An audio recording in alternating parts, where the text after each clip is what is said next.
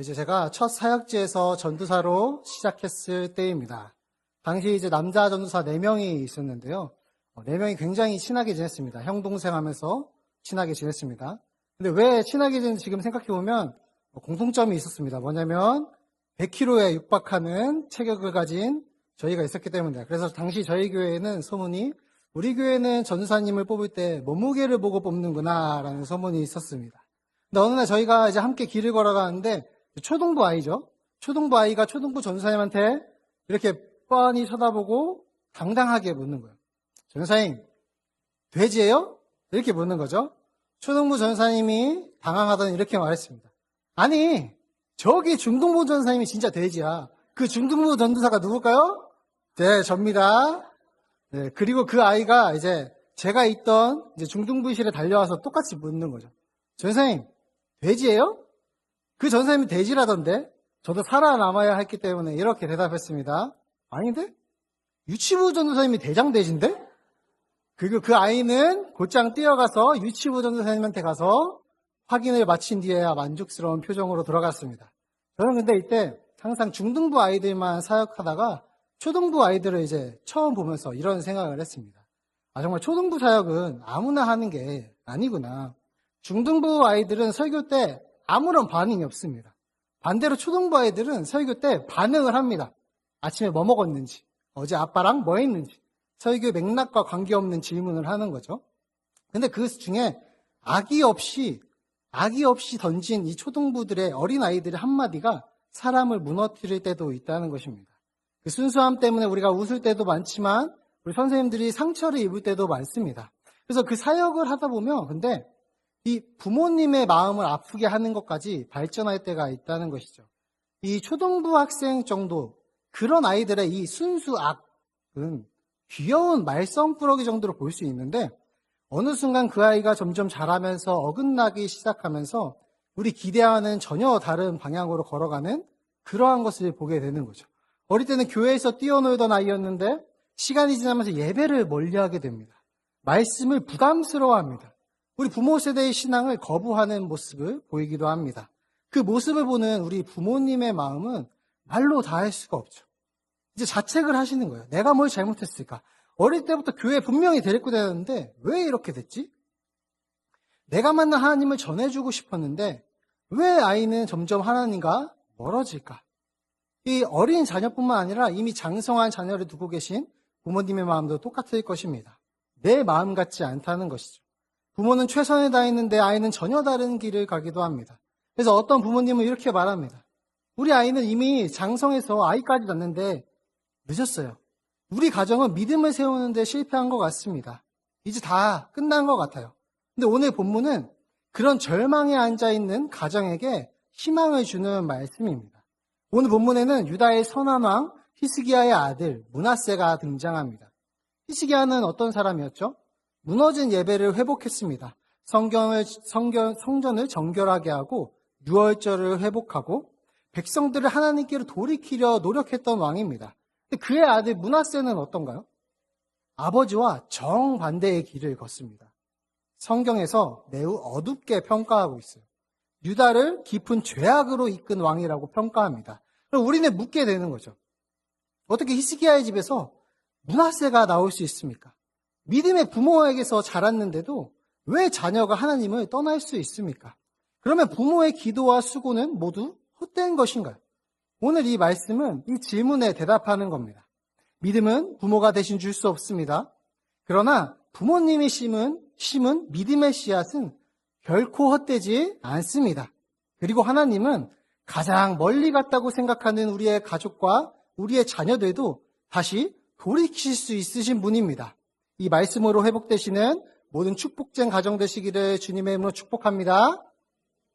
지난주에 우리가 담임 목사님을 통해서 다윗이 솔로몬을 위해서 성전을 준비한 말씀을 통해서 다음 세대를 위한 준비를 위한 중요성을 전해주셨습니다. 다윗은 자신이 성전을 짓지는 못했습니다. 그러나 다음 세대가 하나님 앞에서 예배할 수 있도록 최선을 다했고 물질적으로 준비했고 말씀을 전해주었습니다. 그래서 오늘 말씀은 거기에 이어져서 더 깊게 붙드는 말씀입니다. 핵심은 우리가 준비한다고 해서 다음 세대의 믿음이 자동적으로 보장되진 않습니다. 그러나 믿음이 자동으로 보장되지 않는다고 해서 우리의 준비가 헛된 것도 아닙니다. 지난주 말씀이 다음 세대를 위해서 준비하라라는 부르심이었다면 오늘 말씀은 그 준비의 열매가 당장 눈에 보일 수 있지 않다는 겁니다.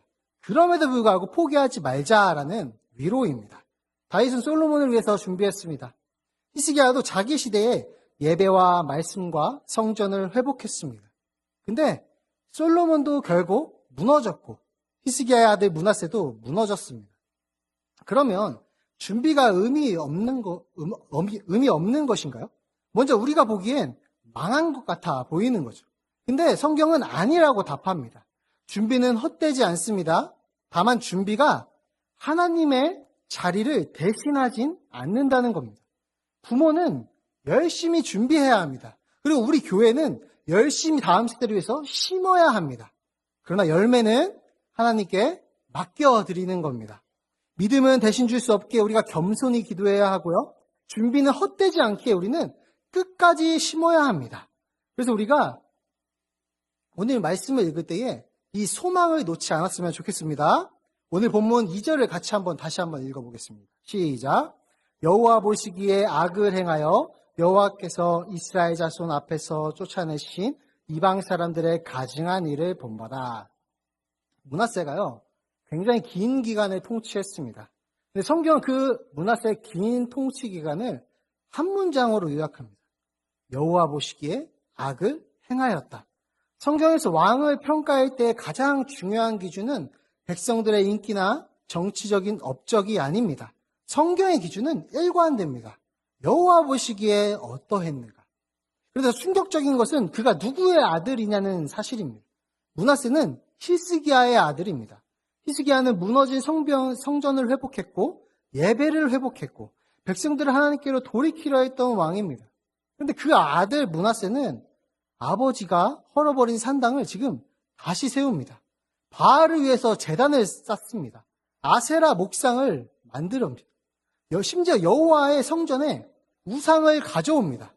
히스기야가 세운 모든 것을 므낫세가 무너뜨립니다.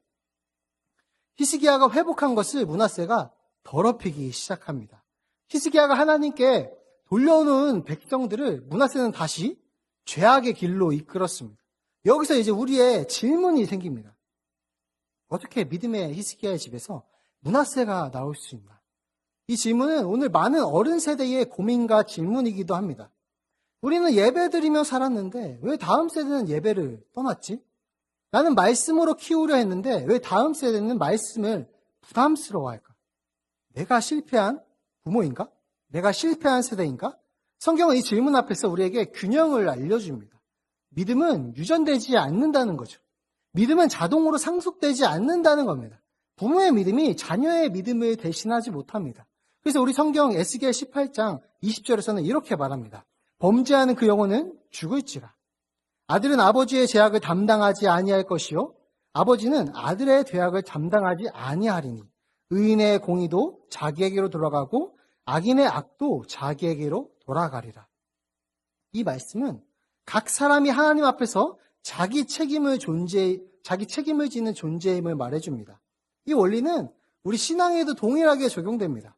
부모님의 믿음이 자녀의 믿음을 자동으로 만들지는 않습니다. 부모가 아무리 헌신해도 자녀의 구원을 기계적으로 보장하지 않습니다. 믿음은 부모의 이력이 아니라는 거죠. 믿음은 하나님 앞에서 각 사람이 반응해야 하는 인격적인 응답입니다. 히스기야의 하나님은 므낫세가 직접 만나야 하는 하나님입니다. 부모의 하나님은 자녀가 직접 만나야 하는 하나님인 것이죠. 그렇다고 부모의 책임이 없다는 뜻은 아닙니다. 우리는 뭘 해야 되죠? 본을 보여야 합니다. 말씀의 환경을 만들어야 합니다. 예배의 자리로 데려와야 합니다. 그리고 기도로 품어야 합니다. 그러나 부모가 자녀 대신 하나님을 믿어줄 수는 없다는 겁니다. 부모가 자녀 대신 회개할 수도 없습니다. 부모가 자녀 대신 하나님을 인격적으로 만날 수도 없습니다. 그러므로 자녀의 모든 결과를 부모의 실패로만 짊어지지 않으셨으면 좋겠습니다.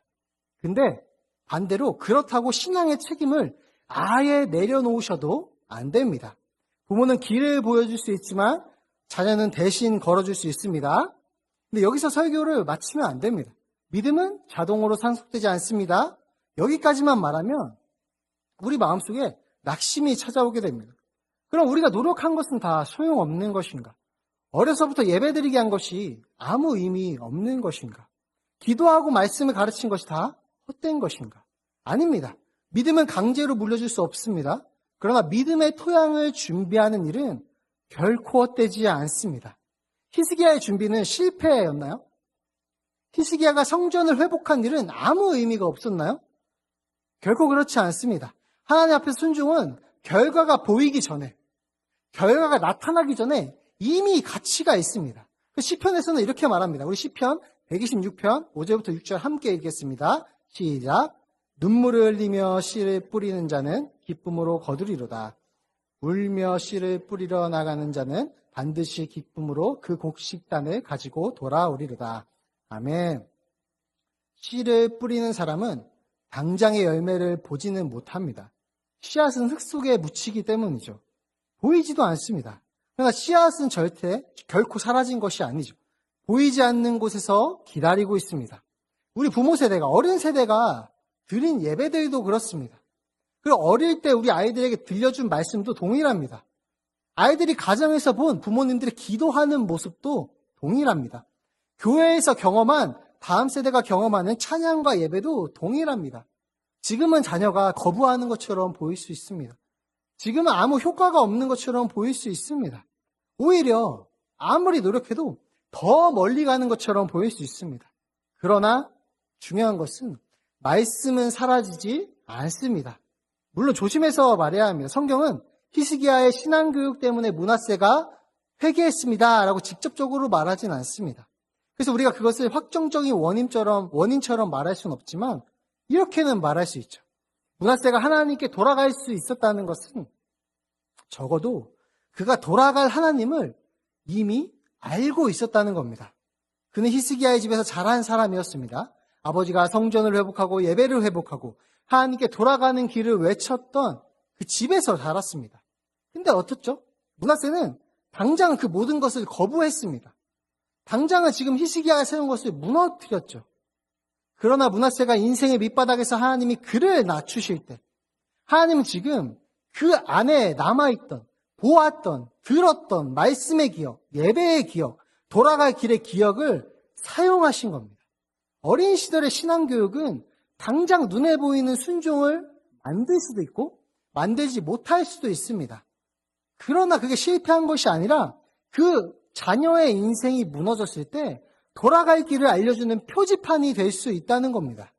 부모가 심은, 어른들이 심은 말씀은 자녀를 강제로 붙잡는 쇠사슬은 아닙니다. 그러나 자녀가 무너졌을 때 하나님께 돌아가게 하는 발 디딜 곳이 되어줄 수 있습니다. 그러므로 우리 부모님들 낙심하지 않으시기를 소망합니다. 오늘 자녀가 반응하지 않는다고 해서 말씀이 실패한 것은 아닙니다. 오늘 아이가 예배를 지루해야 한다고 해서 예배의 기억이 사라지는 것은 아닙니다. 오늘 자녀가 부모의 신앙을 거부한다고 해서 우리 어른 세대의 기도가 헛된 것은 아닙니다. 우리가 맨날 수요예배, 금철, 새벽배에 나와서 우리 아이들을 위해서 심는 기도가 결코 헛된 것이 아니라는 것입니다. 하나님은 우리가 심은 말씀을 통해서 우리가 알지 못하는 때에 다시 깨울 수 있습니다. 그리고 여기서 우리 교회가 해야 할 일이 있습니다. 믿음을 억지로 넣어줄 수는 없습니다. 회개를 대신할 수도 없죠. 하나님을 대신 만나줄 수도 없습니다. 그러나 우리가 할 수 있는 게 있습니다. 말씀이 선포되는 자리로 초대할 수는 있습니다. 예배의 자리에 함께 앉을 수 있도록 도울 수 있다는 겁니다. 은혜가 선포되는 이 자리에 가까이 오도록 사랑으로 길을 열어줄 수 있다는 겁니다. 사람을 바꾸는 것은 우리의 설득력이 아니라 사람을 살리는 것은 하나님의 말씀입니다. 하나님의 은혜라는 것입니다. 그러면 우리는 혹시 우리 성도님들 마음속에 포기한 사람이 있다면 다시 말씀의 자리로 초대하셔야 합니다. 믿음은 강요할 수 없지만 믿음의 토양은 준비할 수가 있습니다. 이제 므낫세의 이야기로 더 들어가 보면 므낫세는 정말 악했죠. 그런데 더 무서운 것은 그가 하나님의 말씀을 듣지 않았다는 것입니다. 오늘 본문 10절에 여호와께서 므낫세와 그의 백성에게 이르셨으나 그들이 듣지 아니하므로. 하나님은 므낫세를 곧바로 치지 않으셨습니다. 먼저 말씀하셨습니다. 경고하셨습니다. 돌아올 기회를 주셨습니다. 그러나 므낫세는 백성들은 듣지 않았습니다. 말씀을 들을 수 있는 게 듣는 것이 은혜입니다. 고난이 오기 전에 말씀 앞에서 돌이키는 것이 가장 복된 회개입니다. 우리 삶에 큰 굴곡이 있어서 고난을 겪고 성장해야만 하나님 앞에 당당히 설 수 있는 게 아니라 고난이 오기 전에 말씀 앞에 복종하고 순종해서 나의 고집을 꺾고 돌아오는 것이 성숙한 믿음이며 가장 복된 신앙입니다. 근데 므낫세는 듣지 않았습니다. 근데 두 번째 은혜가 또 찾아오게 됩니다. 그것은 고난입니다. 11절을 보시면 여호와께서 아수르 왕의 군대 지휘관들이 와서 치게 하시며 그들이 므낫세를 사로잡고 쇠사슬을 결박하여 바벨론으로 끌고 간지라. 므낫세는 사로잡히게 됩니다. 쇠사슬로 결박됩니다. 바벨론으로 끌려갑니다. 왕의 영광이 지금 완전히 무너지게 됩니다. 자기 뜻대로 살아왔던 사람이 지금 자기 발로 걸을 수도 없는 자리까지 철저하게 찢기게 되었습니다. 그런데 역대기는 이 고난을 단순한 멸망으로만 보여주지 않습니다. 우리가 배웠습니다. 열왕기서는 이스라엘의 악행을 보여주고 역대기는 그럼에도 불구하고 회복을 보여준다.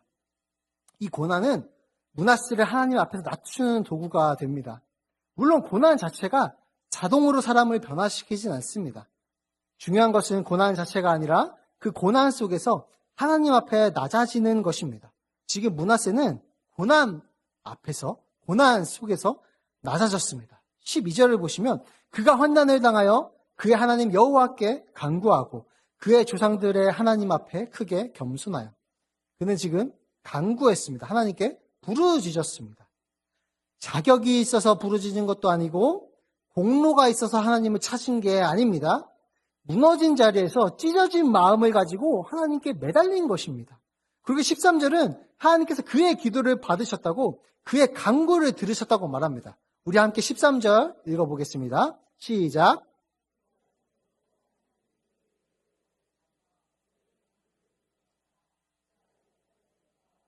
다시 왕이 함께 하시매 므낫세가 그제서야 이신 줄 알았더라. 이 장면은 정말 놀라운 장면입니다. 므낫세는 유다 역사에서 진짜 악한 왕 중 하나였습니다. 성전을 더럽혔고 백성을 죄로 이끌었고 하나님을 진노하게 한 거죠. 그런데 그런 최악인 그가 하나님 앞에서 낮아져서 찢기고 부르짖었을 때 하나님은 그 기도를 외면하지 않으셨다는 겁니다. 사랑하는 성도님들, 이게 은혜입니다. 하나님은 괜찮은 사람만 받으시는 분이 아닙니다. 하나님은 자격 있는 사람만 기도만 들으시는 분이 아닙니다. 하나님은 말씀 앞에 꺾인 사람의 부르짖음을 들으시는 분입니다. 그래서 이게 너무나 중요한 겁니다. 므낫세가 그제서야 여호와께서 하나님이신 줄 알았습니다. 아까 나눴듯이 그는 하나님에 대해서 들어본 적이 없는 사람이 아닙니다. 이미 들어왔습니다. 히스기야의 아들이기 때문입니다. 성전도 알았죠. 예배가 뭘 하는 건지도 알았을 것입니다. 율법도 알았겠죠. 그러나 그는 자기의 하나님을, 자기가 신앙으로 경험한 하나님을 만나지 못했던 겁니다. 그런데 바벨론의 쇠사슬 속에서 인생의 밑바닥에 박히자 아무것도 붙잡을 수 없는 자리에서 비로소 알게 되었습니다. 여호와께서 하나님이시구나. 아버지의 하나님이 아니라, 들어온 하나님이 아니라 나의 하나님이 되어주셨구나. 그래서 사람은 인생의 한 장면으로만 평가할 수 없습니다. 우리의 무너진 가정, 내가 지금 이끌어가는 그 가정이 비참한 모습이어도 그 한 모습으로 단정 지을 수 없습니다. 자녀의 현재 모습이 최종적인 결론은 아닙니다. 부모의 오늘 눈물이 실패를 보여주는 것도 아니라는 것입니다. 오늘은 현재 보고서입니다. 최종 판결이 아닙니다.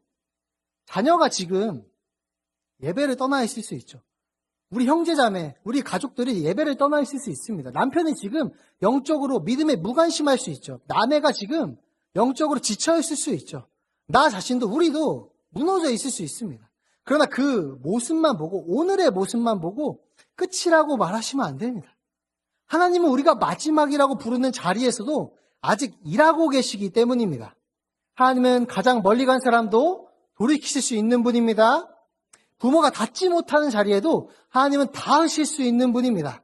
교사가 설득하지 못하는 아이의 마음에 하나님은 말씀하십니다. 목회자가 바꾸지 못하는 사람 하나님을 바꾸십니다. 그러므로 너무 빨리 포기하지 않으셨으면 좋겠습니다. 너무 쉽게 끝났다고 말하지 않으시면 좋겠습니다. 가장 멀리 간 사람도 하나님의 은혜 밖으로 나간 것은 아니기 때문입니다. 하나님은 한 번도 그 소망을 거두신 적이 없는 것을 믿으시기 바랍니다. 므낫세의 회개는 말로만으로 끝나지 않습니다. 므낫세는 돌아온 뒤에 무엇을 합니까? 15절입니다. 이방신들과 여호와의 전에 우상을 제거하며 여호와의 전을 건축할 사내와 예루살렘에서 한 모든 제단들을 다 성 밖에 던지고 이방신들을 제거하기 시작합니다. 여호와의 전 안에 있던 우상을 제거합니다. 여호와의 제단을 보수합니다. 화목제와 감사제를 드립니다. 이게 진짜 회개입니다. 회개는 단순히 우리 마음이 아픈 것, 이 정도가 아닙니다. 단순히 후회하는 것도 아닙니다. 회개는 방향을 바꾸는 일입니다. 하나님 없이 세웠던 모든 것을 무너뜨리고 하나님 앞에서 다시 세워가는 겁니다. 내가 최선이라 생각했던 그 모든 길이 뒤돌아보니 최악으로 얼룩져 있습니다 라고 하나님께 고백하는 것입니다. 여기서 복음의 균형을 분명히 해야 합니다. 므낫세가 우상을 제거했기 때문에 하나님이 받아주신 것이 아닙니다. 선후 관계가 그게 아닙니다. 하나님이 먼저 그를 받아주셨고 그 은혜가 그의 삶을 바꾸기 시작한 겁니다. 구원은 공로 없이 받습니다. 그러나 받은 구원은 우리 삶을 변화시킵니다. 이 말씀 앞에서 우리 각자의 삶을 돌아보게 됩니다. 저 역시 예수님을 인격적으로 만나기 전과 후가 너무 극명하게 달린 사람 중에 한 명입니다. 성품이 달라졌고요. 삶을 대하는 태도와 사람을 대하는 방식도 달라졌습니다. 함께 청년부 활동을 했던 사람 중에는 저를 보면서 이렇게 말하는 사람도 있었습니다. 정말 다른 사람이 된 것 같다. 다른 사람의 느낌이 난다. 그래서 가끔 방황하는 청년 자녀를 둔 부모님이나 청년들을 섬기는 교사 선생님들이 저에게 물을 때가 있습니다. 어떻게 그렇게 바뀌셨나요? 우리 아이도 그렇게 변할 수 있나요? 방법 좀 알려주세요. 근데 저는 일관되게 처음부터 끝까지 지금까지 그 질문 앞에서 할 말이 많지 않습니다. 왜냐하면 정말로 저에게는 비결이 없었기 때문입니다. 저는 대단한 결심을 한 사람이 아닙니다. 강한 의지로 제 인생을 노력해서 바꾼 사람도 아닙니다. 저는 그냥 주저앉아 있었습니다. 고통 속에서 겨우 기도할 뿐이었죠. 삶의 밑바닥에서 내일 눈 뜨면 하나님 내 삶이 끝나 있으면 좋겠습니다라는 기도를 많이 드렸던 사람입니다. 근데 그 자리에서 하나님이 저를 만나 주셨다는 겁니다. 제가 하나님을 붙잡은 것이 아니라 하나님이 저를 붙잡았습니다. 제가 은혜를 만들어낸 게 아니라 은혜가 저를 찾아온 것입니다. 제가 제 삶을 바꾼 것이 아니라 은혜가 저의 삶을 바꾸었습니다. 그때 깨달은 것이죠. 변화는 어떤 노하우가 비결이 있는 것이 아니라 은혜의 문제라는 것을 깨달았습니다. 사람을 바꾸는 것은 특별한 지혜나 기술이 아닙니다. 사람을 바꾸는 것은 하나님의 은혜입니다. 므낫세도 마찬가지입니다. 므낫세가 지금 갑자기 훌륭한 사람이 되어서 하나님께 돌아왔나요? 아닙니다. 므낫세는 지금 완전히 무너진 자리에서 하나님께 낮아졌습니다. 하나님은 그런 므낫세의 기도를 외면하지 않으셨습니다. 그리고 그 은혜가 므낫세의 삶을 바꾸었습니다. 은혜를 받은 므낫세는 우상을 제거했습니다. 삶을 다시 의지로 이끌어가기 시작한 거죠. 제단을 다시 세웠고 예배를 회복했습니다. 하나님을 섬기려고 백성을 권유했습니다. 은혜는 사람을 용서받은 자리에만 머물게 하지 않습니다. 은혜는 우리 삶의 무너진 부분들을 다시 하나하나 세우게 우리의 마음을 바꿔줍니다. 그래서 이것은 뒷장의 17절에 보면 백성은 여호와께 제사를 드렸지만 아직도 산당에서 제사를 드리는 모습이 나옵니다. 이게 뭐냐면 우리는 무너진 은혜를 받았지만 무너진 부분들이 여전히 존재한다는 겁니다. 회복이 은혜를 받는다고 해서 완벽하게 한 번에 회복되지는 않는다는 것이죠. 우리는 이미 칭의를 받았지만, 의롭다 하심을 받았지만, 우리의 삶은 여전히 성화가 필요하다는 겁니다. 이 므낫세의 회개는 진짜였지만, 오랜 죄가 남긴 흔적과, 죄의 흔적과 영향은 쉽게 사라지지 않는다는 겁니다. 이 말은 오해하시면 안 됩니다. 예수 믿어도 그러니까 결국 죄값을 우리 삶에 내가 지은 죄값을 치러야 한다. 이렇게 오해하는 우리 한국교회에 전통들이 있습니다. 근데 절대로 그렇게 오해하면 안 됩니다. 예수님 안에 있는 성도들에게 죄의 형벌은 더 이상 남아있지 않습니다. 왜냐하면 예수님께서 십자가에서 우리의 죄값을 완벽하게 단 한 번의 제사로 모든 값을 치르셨기 때문입니다. 그래서 로마서 8장 1절에 이렇게 말합니다. 우리 함께 읽어보겠습니다. 시작. 그러므로 이제 그리스도 예수 안에 있는 자에게는 결코 정죄함이 없나니. 아멘. 죄의 형벌은 십자가에서 끝났습니다. 그럼 여전히 우리 삶에 있는 무너진 것은 무엇이냐면 죄가 무너뜨린 삶의 질서와 하나님과의 관계입니다. 그래서 그 모든 무너진 예배와 관계와 모든 것은 성령님의 도우심 안에서 계속해서 세워나가야 합니다. 용서받은 우리는 죄의 값을 치르기 위해서 사는 사람들이 아닙니다. 용서받은 사람은 은혜에 합당한 회복을 위해서 그 길을 걸어가는 사람들입니다. 그러므로 방황하는 자녀를 둔 부모님들은 그것을 해결하는 비결을 찾느라 너무 헤매시지 않으셨으면 좋겠습니다. 우리 선생님들도 아이를 바꾸는 공식이 없다고 낙심하지 않으셨으면 좋겠습니다. 저와 같은 목회자들도 마찬가지입니다. 사람을 바꾸는 것은 우리의 능력이 아니라 하나님의 은혜입니다. 우리는 사랑해야 합니다. 기다려야 합니다. 말씀의 자리로 초대해야 합니다. 기도해야 합니다. 진짜 변화는 하나님이 하시기 때문입니다. 이렇게 기도하는 거죠. 하나님, 우리 아이를 만나주세요. 내가 설득하지 못하는 자리에서 하나님이 말씀해 주시옵소서. 내가 닿지 못하는 마음 깊은 곳에서 주님이 찾아가 주세요. 은혜로 무너진 저의 삶을, 저 친구의 삶을 다시 세워주세요. 십자가는 죄의 형벌을 끝냈고 은혜는 무너진 삶을 다시 세웁니다. 은혜는 용서받은 자리에 멈추게 하지 않고 무너진 것을 다시 세운다는 겁니다. 이제 말씀을 정리해 보려고 하는데요. 오늘 본문은 우리에게 세 가지를 말해줍니다. 첫 번째, 우리는 믿음은 자동으로 상속되지 않는다는 것을 보았습니다. 부모님이 믿는다고 자녀가 자동으로 믿는 것은 아닙니다. 좋은 부모가 자동으로 좋은 자녀를 만들어내는 것도 아닙니다.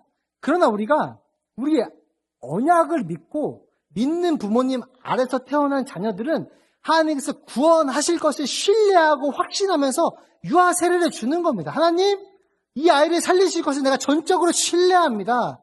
이 믿음의 고백입니다. 그러므로 부모는 겸손해야 됩니다. 우리가 잘 믿었다고 해서 우리가 잘 믿었기 때문에 아이가 믿는 것은 아니기 때문입니다. 그러나 우리는 책임감을 가지고 아이를 가르쳐야 합니다. 근데 그 부모의 준비가 헛된 것도 아닙니다. 부모님의 기도는, 눈물의 기도는 사라지지 않는다는 것이죠. 어렸을 때 들은 말씀은 완전히 없어지지 않는 것이죠. 제가 그렇게 방황하고 매일매일 죽기를 기대하며 사모하며 갔을 때, 죽기를 기대했을 때 저희 부모님은 얼마나 기도하셨겠습니까? 얼마나 예배하셨겠어요? 얼마나 부르짖으셨겠어요? 이 어릴 때 보았던 부모님의 기도와 그 예배의 기억, 그리고 말씀의 기억은 절대로 사라지지 않습니다. 하나님께서 사용하실 수 있습니다. 말씀은 하나님의 때를 기다리는 씨앗입니다. 우리는 준비하고 하나님은 자라게 하십니다. 우리는 심고 하나님은 때에 맞게 그 씨앗을 깨우십니다. 그래서 우리는 말씀의 자리로 아이들을, 우리 가족들을, 우리 형제들을, 우리 부모님들을 초대해야 합니다. 그리고 하나님은 그 말씀으로 사람을 살리십니다. 마지막으로 하나님은 가장 멀리 간 사람도 돌이키실 수 있다는 겁니다. 므낫세는 정말로 멀리 갔죠. 정말 진짜로 멀리 갔습니다. 아버지가 세운 것을 무너뜨렸고 성전을 더럽혔고 백성을 죄로 이끌었습니다. 근데 우리가 볼 때 하나님이 버린 사람 같죠. 이 정도로 악행을 해가는데. 근데 오늘 말씀을 통해서 우리는 하나님이 그런 악한 사람도 포기하지 않으셨다는 것을 보았습니다. 하나님은 악한 그에게 말씀하셨고, 낮추셨고, 기도를 들으셨고, 다시 세우셨습니다. 그러므로 지금이 끝이 아닙니다. 자녀의 현재 모습이 최종적인 실패가 아니라는 것입니다. 한 사람의 현재 방황이 하나님이 그 자녀를 포기하셨다는 말이 아닙니다. 히스기야의 집에서 므낫세가 나왔죠. 그러므로 좋은 부모가 믿음을 자동으로 보장하는 것은 아닌 것을 보게 됩니다.